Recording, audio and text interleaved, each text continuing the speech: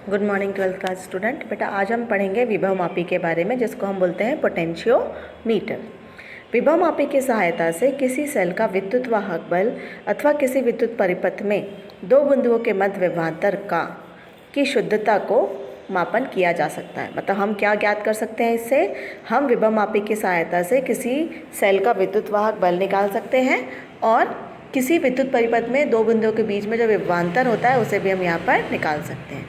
यह उपकरण शून्य विक्षेप विधि पर आधारित होता है। जैसे कि हमने मीटर सेतु में देखा था, वो भी वहाँ पर शून्य विक्षेप हमें दिखाता है कि जब हमें गैल्वेनोमीटर के अंदर जो विभव मापी है उसके अंदर हमें गैल्वेनोमीटर के अंदर हमें जो करंट है तब वहाँ पर ज़ीरो मिल जाए, ठीक है, तो हमें वहाँ पर उस लेंथ को वहाँ पर हमें बैलेंस लेंथ वहाँ पर मिलती है। अर्थात शून्य विक्षेप की स्थिति में यह परिपथ में कोई धारा ग्रहण नहीं करता है। मतलब जब होगा शून्य विक्षेप की स्थिति होगी तो परिपथ में कोई भी धारा यहाँ पर प्रभावित नहीं होगी।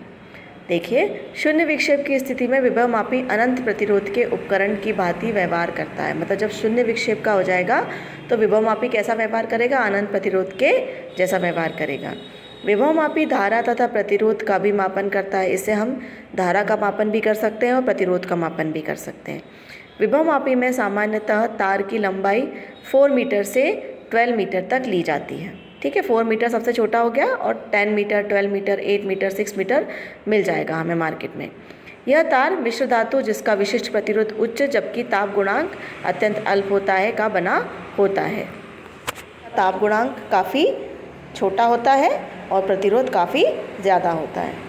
विभव मापी के तार का अनुप्रस्थ काट का क्षेत्रफल एक समान होता है। मतलब विभव मापी का जो भी हम तार लेते हैं विभव मापी के अंदर, उसमें जो उसका अनुप्रस्थ काट का क्षेत्रफल होता है वो हर जगह कैसा होता है बेटा, एक समान होता है।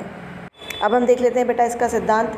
तो विभव मापी का सिद्धांत क्या कहता है हमें, विभव मापी के सिद्धांतानुसार विभव मापी के तार के किसी भाग पर होने वाला विभव तार की लंबाई के समानुपाती होगा। मतलब जो विभव वहाँ पर हमें मिलेगा वो तार की लंबाई के क्या होगा बेटा, समानुपाती होता है, जिसका अनुप्रस्थ काट का क्षेत्रफल एक समान तथा इसमें विभव मान की धारा प्रभावित होती है। मतलब एक समान क्या होगा, क्षेत्रफल होगा उसका और विभव मान की धारा जो है प्रभावित होगी। मतलब V प्रोपोर्शनल समानुपाती हो जाएगा L के और E भी समानुपाती हो जाएगा L के। या तो V लेंगे हम, यहाँ पर E लेंगे।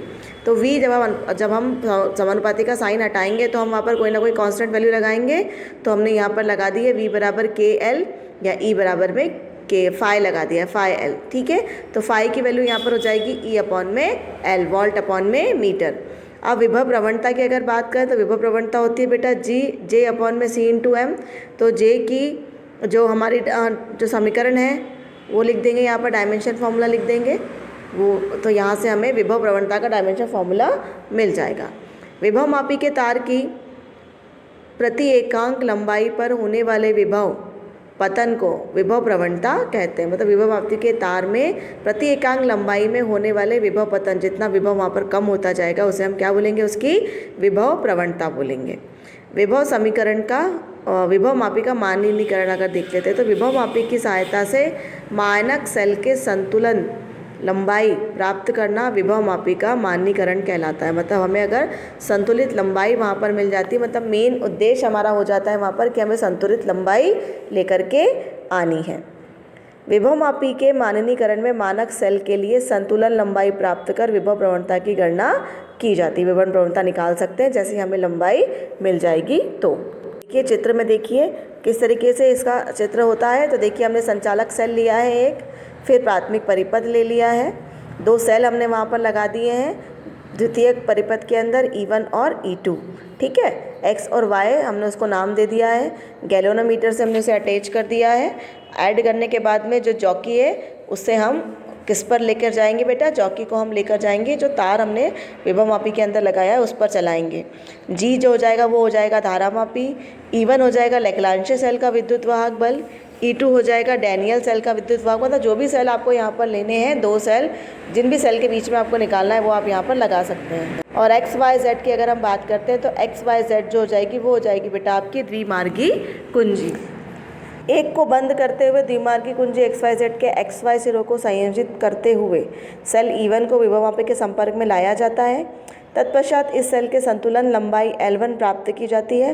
तो विभवमापी के सिद्धांत मतलब एक सेल को पहले हम बंद कर देंगे द्विमार्गी कुंजी से और दूसरे सेल को हम सर्किट के अंदर लेकर के आ जाएंगे और उसका हम क्या निकालेंगे, संतुलित लंबाई निकालेंगे। तो वो E1 बराबर हो जाएगा फाई इंटू L1 के, इसको हमने दे दिया समीकरण नंबर 1। फिर सेल E1 के लिए संतुलित लंबाई ज्ञात करने के पश्चात प्राथमिक परिपथ में बिना कोई परिवर्तन के द्विमार्गी कुंजी के XY सिरों को संयोजित करते हुए सेल E2 को परिपथ के संपर्क में लाया जाएगा और E1 को उसमें संपर्क में से हटा दिया जाएगा और फिर हम संतुलन लंबाई पर प्राप्त करेंगे तो हमें क्या मिलेगा, L2 मिल जाएगा। तो E2 बराबर हो जाएगा किसके बेटा, फाई L2 के।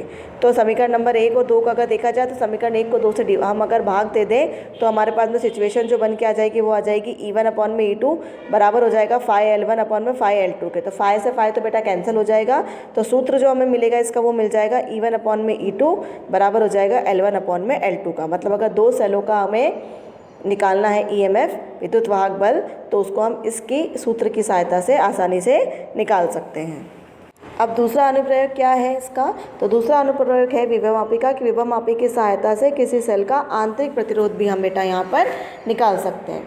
तो सर्वप्रथम तो हमने क्या किया, प्राथमिक परिपथ की कुंजी K को हम क्या कर देंगे बेटा, बंद कर देंगे। जब कुंजी K को हम बंद कर देंगे तो जो सेल हमने लगाया है वो इसके अंदर क्या होने लगेगा, संचालित होने लगेगा।